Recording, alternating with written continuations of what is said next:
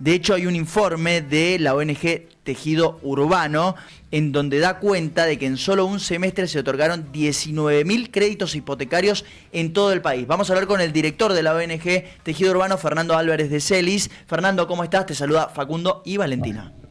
¿Qué tal, Facundo, Valentín? Muy buenos días.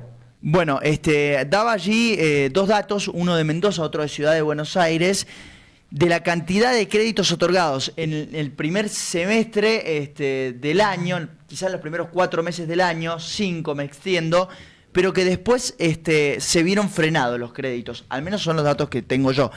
Por eso, hasta ahora los datos estadísticos que figuran, que son los que hemos publicado, muestran esto del primer semestre con estas 19.000 hipotecas entregadas, dadas en el transcurso de este año. Después vamos a ver cómo los bancos están dando estas señales, pero todavía tenemos los datos para confirmar esta tendencia que en algunos bancos se da, pero nosotros también tenemos otros bancos, como el Banco Nación o el Banco de la Ciudad de Buenos Aires, que en principio están siguiendo con inercia de esta cantidad de hipotecas que estaban dando. Sí, el Banco Macro, y esto sí tengo la fuente allí directa, ha frenado muchísimo la cantidad de créditos hipotecarios que otorgó en el primer semestre del año en el segundo semestre. Sí, claramente con estas tasas y este aumento de tasas obviamente va a dificultar un mercado de crédito hipotecario a largo plazo, claro. Pero bueno, esperemos cómo desemboca. Igual, como decíamos recién, estos 6 meses han sido realmente muy buenos, la verdad que no se esperaba este repunte de crédito hipotecario. Recordemos que en el 2023 hubo solamente 400 créditos hipotecarios, en todo el 2024 hubo 11.000 créditos hipotecarios y en estos 6 meses del 2025 hubo 19.000. Sí, es un crecimiento exponencial, ¿no? Desde el 2023 ni hablar, pero desde el 2024 también. ¿Cuáles son los principales factores que ayudan a que el crédito crezca, a que el crédito hipotecario crezca? Obviamente las tasas bajas. Mira, en primer lugar te diría que es el gran déficit habitacional que tiene la Argentina. Vos pensás que en la Argentina hay 3,5 millones de hogares con problemas habitacionales, muchos de ellos con ingresos medios, con lo cual tienen posibilidad de ahorro, pero no tienen posibilidad de pagar 80, 90, 100.000, 120.000 dólares en una vivienda, pero sí tienen una capacidad de ahorrar 2.000, 3.000 dólares por mes. Bueno, esa gente le era imposible, con lo cual apenas apareció el crédito. Obviamente, durante tantos años, vos pensás que en el siglo XXI, excepto en el 2017-2018, no hubo crédito en la Argentina. Entonces, había una demanda muy, muy insatisfecha que, obviamente, apenas apareció el crédito, salió. Después, obviamente, los bancos sacaron tasas relativamente bajas para lo que es la Argentina y el crédito hasta 30 años, con lo cual, nada, toda esta demanda empezó a canalizarse y te diría que es una demanda muy fuerte. La Argentina podría estar otorgando 50.000 créditos hipotecarios por 10 años para que haya un volumen realmente que vaya bajando el déficit y que vaya solucionando los problemas que estamos mencionando recién. Más allá de las tasas bajas, ¿cambiaron algunas condiciones para poder adquirir este crédito hipotecario en este aumento exponencial del que estamos hablando? Mira, en primer lugar lo que apareció es la oferta de crédito hipotecario que no había, o sea, no es que cambiaron algunas reglas, no había reglas, o sea, los bancos no daban crédito hipotecario, esto que señalabas, ahora los bancos no daban, con lo cual apenas el Banco Nación dijo, se anotaron un montón de personas, después otros bancos, y después fueron 22 bancos, y la verdad que el sector tampoco esperaba que hubiera tanta gente que se trata de sacar un crédito. Esto que se hablaba mucho, que los jóvenes no quieren tener una vivienda propia, quieren viajar, bueno, lo que demuestra que la realidad es casi imposible adquirir una vivienda para una vivienda propia con un ingreso medio si no tenés ahorro hipotecario, con lo cual claramente se volcó el mercado por ahí. Claro, Bien. exactamente. Derribó uno de los mitos, ¿no? Que es los jóvenes de hoy en día, los sub 30, ponele, sub 35, no piensan en la vivienda, piensan en viajar. No piensan en la vivienda porque no lo ven como opción real por el mercado.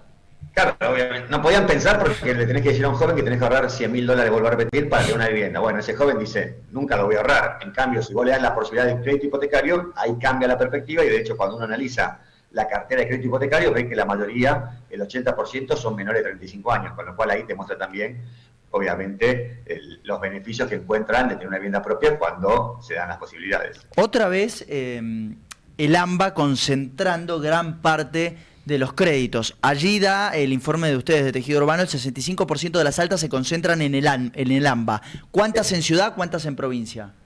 Exactamente, hay no recuerdo bien, pero eran 40 y pico, 40 a 25. La ciudad de Buenos Aires obviamente es donde más se concentra el crédito hipotecario, por distintas razones, por el mercado inmobiliario que tiene, por la cantidad de gente que alquila. También acá hay un fenómeno que hay que decir: en los lugares donde más crédito hipotecario se da es en los lugares donde hay mayor tasa de inquilinos. La ciudad de Buenos Aires tiene casi 40% de inquilinos, con lo cual ahí te marca también, digamos, la necesidad que tienen. Y que muchas de las cuotas, y eso también es una ventaja que encontraron muchos que sacaron crédito, eran iguales, o en algunos casos hasta un poquito menor que la de un alquiler. Claro, eso le quería preguntar, Fernando, a raíz de este relevamiento que hicieron en el informe. ¿Qué opinás vos con respecto al discurso que está circulando hoy en día en redes sociales? Muchos jóvenes que dicen que alquilar es básicamente tirar el dinero cuando se podría poner en un crédito hipotecario, digo, con lo que decís vos, ¿no? Que una cuota de un crédito te sale lo mismo que un alquiler prácticamente. El tema es que no hay oferta de créditos hipotecarios, pero ¿vos crees que es verdad que pagar un alquiler es un poco tirar el dinero? Mira, cuando uno analiza, nosotros analizamos varios casos, y Perú hizo un estudio muy bueno que estamos tratando de hacer acá, que la gente más pobre en Perú gasta $40.000 en su vida en una vivienda. Entonces, cuando uno analiza lo que gasta la gente en alquiler, lo que se gasta, digamos, en una vivienda, aunque no seas propietario, es muchísimo. En verdad tenemos un problema, los que alquilan tienen un problema financiero y un problema económico. O sea, tienen la capacidad de pago, pero tienen la capacidad de pagarlo todo junto. Con lo cual el crédito hipotecario es la solución claramente para los que alquilan. Y después los jóvenes tenés que, cuando uno analiza el ingreso promedio de un joven versus un alquiler, te da arriba del 60%, con lo cual eso lo hace inviable, y por eso gran parte del ¿El nivel de incidencia del salario es 60%? Exactamente, el nivel de incidencia promedio es del 60%. Y se supone que el ideal tendría que ser del 30%.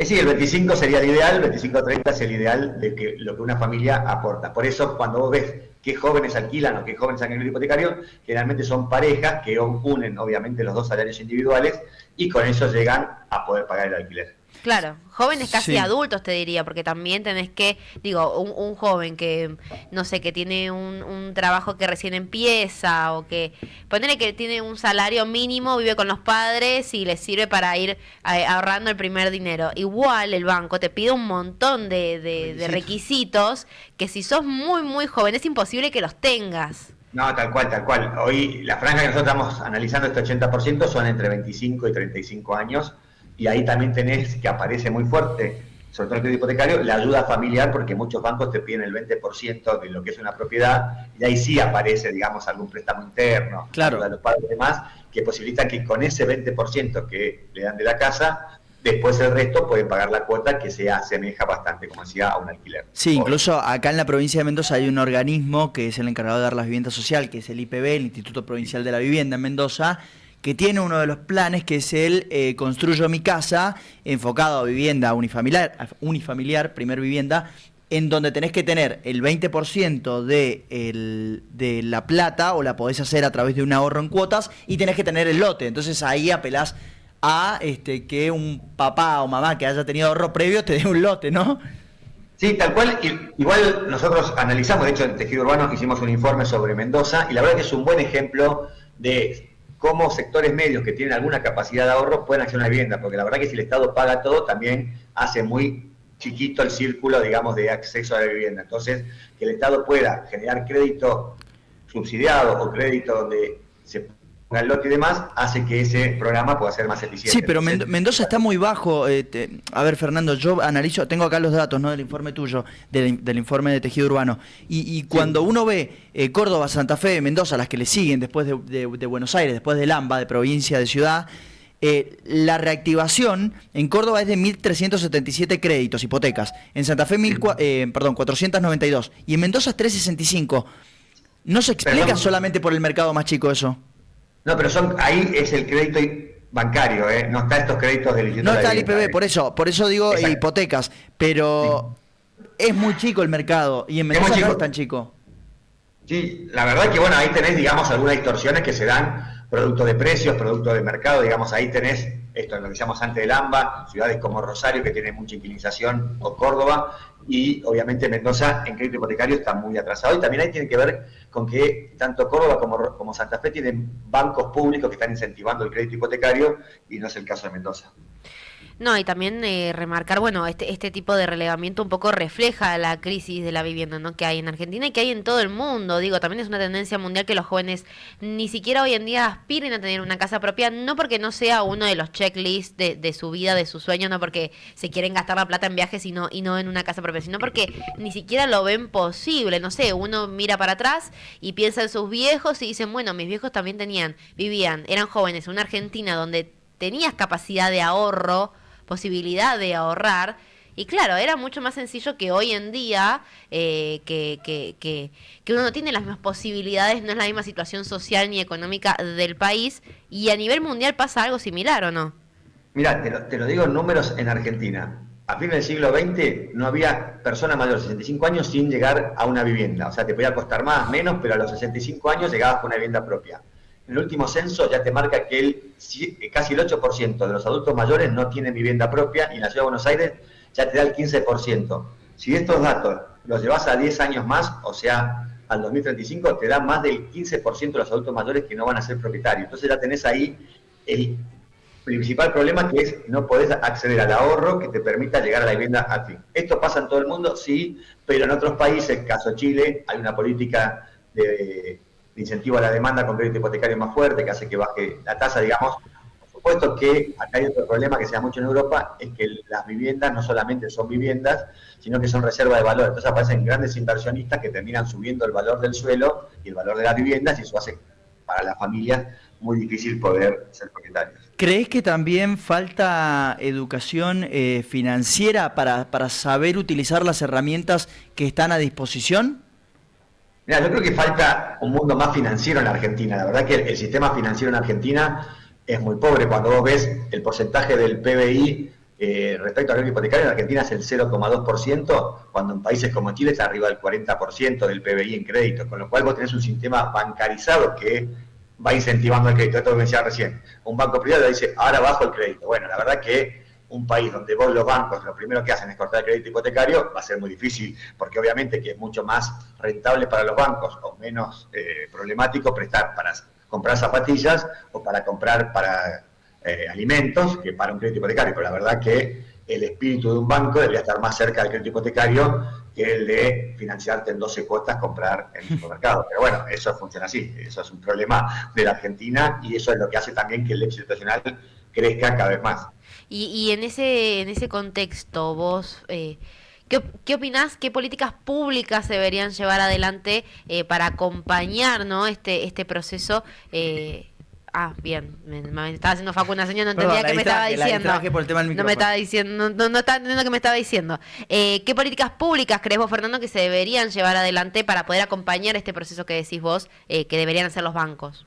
Mira, uno de los temas es que la demanda, como vimos recién, los bancos, no todo el mundo puede acceder a esos créditos hipotecarios, con lo cual lo que hacen muchos estados es subsidiar parte de la demanda. Ejemplo, a los jóvenes les subsidian un porcentaje de la demanda, pero cuando van creciendo y teniendo mayores ingresos, ahí el estado va sacando los créditos. O, por ejemplo, incentiva lo que es la vivienda al pozo o la construcción de vivienda para sectores medios y medio bajos. Porque otro de los grandes problemas de la Argentina es que se construye poco y se construye solo para los sectores más adinerados o en las mejores zonas de las ciudades. ¿Por qué? Porque donde hay más renta, pero la gente que necesita, la clase media y media baja, puede vivir en barrios menos acomodados, y eso no se produce, y ahí el Estado puede hacer mucho, de la planificación local hasta el incentivo, como decía recién, de crédito y de demanda para créditos hipotecarios. Se está viendo en el mundo, y quiero saber si esto está pasando en el AMBA y en el resto de la Argentina, la concentración de las viviendas. Cada vez hay más grupos grandes económicamente que concentran, o personas de mayor dinero que concentran más viviendas, ¿no? ¿Pasa esto o no pasa en Argentina? Mira, cuando uno ve los fenómenos de gentrificación que se hablan tanto en Alemania, en España, en Francia, ahí sí se ven grandes empresas que tienen volúmenes muy fuertes de vivienda.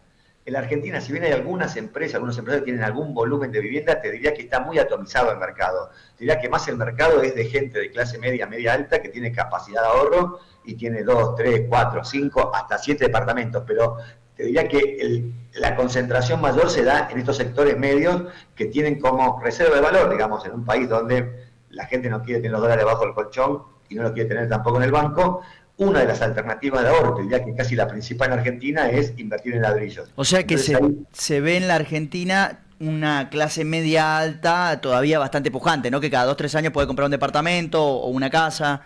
Sí, quizás, no sé si pujante, porque hay muchos que la tienen hace 20 años y con eso van tirando, Claro, digamos, sí. hay distintos casos, pero mucho tiene que ver con esta acumulación. Algunos capaz que acumuló su padre y le dejó de herencia, otros fueron comprando a lo largo de 20 años otro y tienen 2 departamentos. O sea, lo que sí, la capacidad de ahorro que se da en Argentina, y también eso lo ves reflejado en Rosario, con el tema, cada vez que aumenta el tema exportador y demás, la construcción de más edificios. Entonces vos tenés ahí que parte del ahorro de los argentinos va a ladrillos que no están asociados explícitamente con el tema del déficit nacional, sino más que nada con el tema de la reserva de valor.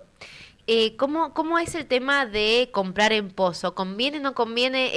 Justo recién lo mencionabas y me acordé que se hizo muy viral el tema también en redes sociales porque muchos famosos salieron a decir que ellos compraron en pozo hace muchos años, por ejemplo, Susana Jiménez. Susana Jiménez lo ha dicho abiertamente. Ha sido una gran inversora inmobiliaria. Dice, sí, yo tengo lo que tengo porque supe mover mi plata y ponerla en lugares donde me generen rendimiento, ¿no? Y habló de esto de comprar en pozo. ¿Es una buena opción? Mira, hoy te diría que de las opciones no es la mejor porque hoy tenés un aumento del costo de la construcción muy fuerte y el precio de los departamentos se mantiene estable hace mucho tiempo, con lo cual hoy la rentabilidad bajó, pero la rentabilidad histórica del sector de la construcción está entre el 20 y el 30% en dólares, con lo cual siempre tuvo una rentabilidad muy alta y por eso hablábamos de cómo se vuelcan esos ahorros a la construcción, porque ahí se consigue rentabilidad. Y también otro tema es que no tiene tantos subas y bajas los precios de los inmuebles. En general vos compras un departamento a $120.000 y no se desvaloriza rápidamente o no se desvaloriza nunca. Entonces vos tenés siempre esa precaución y sí, siempre hay una buena rentabilidad. Hoy estamos en una coyuntura bastante mala para el sector porque en dólares aumentaron los costos, claro, y en dólares no subieron los precios de los departamentos. Bien, claro. Sí, es cierto y bueno, le contamos a la audiencia, al resto, el que por ahí no está tan en el mundo inmobiliario, comprar en pozos cuando está en desarrollo, ¿no? Entonces claro, apostás al desarrollo de eso y el desarrollador se financia para terminar obviamente el proyecto. Y ahí también te respondo la otra pregunta que hiciste vos, si hay grandes empresas que tienen, bueno, en Argentina lo que falta también son grandes empresas constructoras que construyan vivienda. Ajá. En términos generales, siempre está muy atado la construcción a que le compren en el pozo parte del proyecto, con lo cual el consumidor final es el que termina financiando. Es como que vos seas, para comprar un auto, vayas a una fábrica de autos, sí, y empieces a construir. Bueno, acá pasa algo que eso también habla del mal mercado que tenemos en Argentina respecto a la producción de vivienda. No hay productores de vivienda que pongan su inversión y después salgan a vender en términos generales. En términos generales, hacen el proyecto y venden desde el pozo porque no tienen capacidad financiera, claro, de hacer todo el proyecto sin ese financiamiento. No, y hoy en día también las constructoras invierten mucho en lo que son centros comerciales, en ese tipo de proyectos. Es que tampoco invierten ellos, por eso en Argentina no hay muchas constructoras que inviertan en construcción, sino hay lo mismo, se atan a una cadena comercializadora que es la que termina financiando el proyecto. Sí, son una desarrolladora, claro, en realidad. No. Exactamente, no hay grandes constructoras que digan, sí, bueno, yo inviertan directamente, plata, claro. Exacto, invierto, hago departamentos y busco esa rentabilidad. Eso casi no pasa. Bien. No pasa. Fernando, siempre es un placer hablar con vos, analizar los informes que sacan desde la ONG Tejido Urbano. Queremos agradecerte la comunicación que hemos tenido en el día de hoy. No, un gusto y bueno, gracias y siempre a disposición. Abrazo enorme. Hasta allí la palabra de Fernando Álvarez de Celis, es el director de la ONG Tejido Urbano, hablando de créditos hipotecarios en el primer semestre del año.